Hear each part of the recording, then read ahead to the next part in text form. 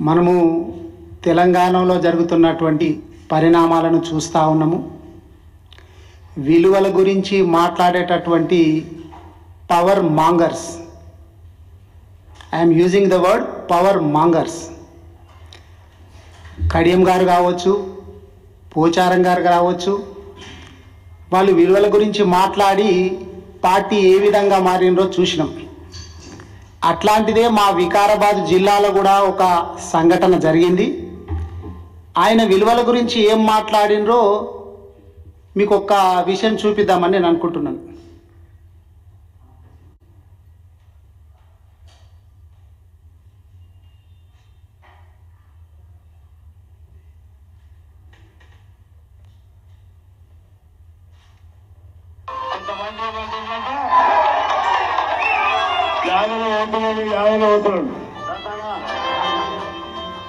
పైసలు లేకపోవచ్చు.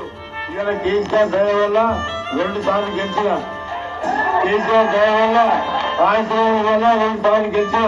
నేను ఏ పార్టీ మారే ప్రసక్తి లేదు. మాకు పైసలు లేవు కానీ విలువలు మాత్రం ఉన్నాయి. ఆ విలువలతో బతకాలనుకుంటున్నాం. ఇవాళ ఉంటాం, వస్తాం. ఇవాళ రాజకీయం శాశ్వతం కాదు. ఉన్నది రోజు ప్రజల కోసం పనిచేయడానికి సిద్ధంగా ఉంటాం. అంతే తప్ప మరి రామన్న యాదవ పోతున్నాడని చెప్తారు. రాజధాని కూడా చెప్పినాం, మేము వచ్చే ప్రసక్తి లేదని చెప్తున్నాం. మా వాళ్ళని అడగని చెప్పిన అందరికి కూడా చాలా మందికి చెప్తున్నాం, పోవద్దని చెప్తున్నాం. విన్నాం మనం.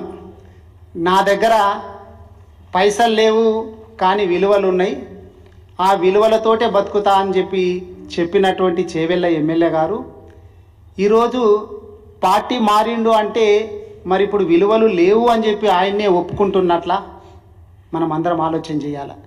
అదేగాక మొన్నటికి మొన్న 3 రోజుల క్రితము వికారాబాదు లోపల జెడ్పీ బిల్డింగు అసంపూర్తిగా ఉన్నటువంటి జెడ్పీ బిల్డింగు ప్రారంభోత్సవం కార్యక్రమంలో ఈయన పాల్గొన్నాడు.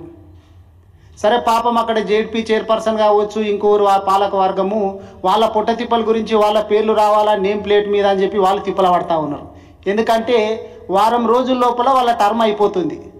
నేమ్ ప్లేట్ మీద మా పేరు రావాలని చెప్పి 2 రూములు కట్టి వాళ్ళు ప్రారంభోత్సవం చేస్తే ఈయన అక్కడికి పోయి పార్టీ తరఫున ఏదో కొట్లాడుతున్నట్టు బిల్డప్ ఇస్తే రేపు పొద్దుననేమో తెల్లారి పొద్దుననేమో పేపర్లల్లా టీవీలల్లా ఎమ్మెల్యే ఎమ్మెల్సీ మధ్యన వాగ్వివాదం, టీవీలలో పెద్ద చర్చలు. దాన్ని చూసి మా యాదన్న చాలా కొట్లాడుతున్నాడు పార్టీ గురించి అని చెప్పి కార్యకర్తలు యాదన్నకు జరిగినటువంటి అవమానాన్ని ఖండించుడు, అవతల వాళ్ళు క్షమాపణలు చెప్పాలని చెప్పి చెప్పుడు. సీన్ కట్ చేస్తే తెల్లారి రేవంత్ రెడ్డి గారి సమక్షం లోపల ఢిల్లీ లోపల కండువా మార్చుకున్నారు. అంటే మిమ్మల్ని నమ్ముకొని ఉన్నటువంటి కార్యకర్తలకు మీరు ఏమి సందేశం ఇవ్వదలుచుకున్నారు? కార్యకర్తలు మీ గురించి కొట్లాడితే వాళ్ళు ఆగం కావడమే కదా. మీరు ఏం చెప్పిండ్రు? కేసీఆర్ గారి దయ వల్ల 2 సార్లు ఎమ్మెల్యే అయినా అని చెప్పిండ్రు. కేసీఆర్ గారు చేవెళ్ళ నియోజకవర్గానికి చాలా నిధులు ఇచ్చిండు. మూసీ నది మీద ఎన్నో సంవత్సరాల నుంచి బ్రిడ్జిలు కావాలని చెప్పి నేను గత ప్రభుత్వంలో కాంగ్రెస్ ప్రభుత్వంలో అడిగితే ఇవ్వలేరు, కానీ కేసీఆర్ గారు ఇచ్చిండ్రు అని చెప్పిండ్రు. 111 జీవో నేను రిక్వెస్ట్ చేస్తే కేసీఆర్ గారు తీసేసిండ్రు అని కూడా చెప్పిండ్రు. డెవలప్మెంట్ చాలా అవుతున్నదని చెప్పిండ్రు. మనం కూడా చూస్తున్నాం. కేసీఆర్ గారు వచ్చిన తర్వాత 5 లక్షలకు ఎకరం ఉన్నటువంటి భూమి 50 లక్షలకు పెరిగింది. కానీ ఇప్పుడు ఎక్కడన్నా ట్రాన్సాక్షన్స్ జరుగుతున్నాయా మనం చూస్తున్నాం. మొత్తం రియల్ ఎస్టేట్ అనేటటువంటిది మొత్తం నిద్రావస్థలు ఉన్నది.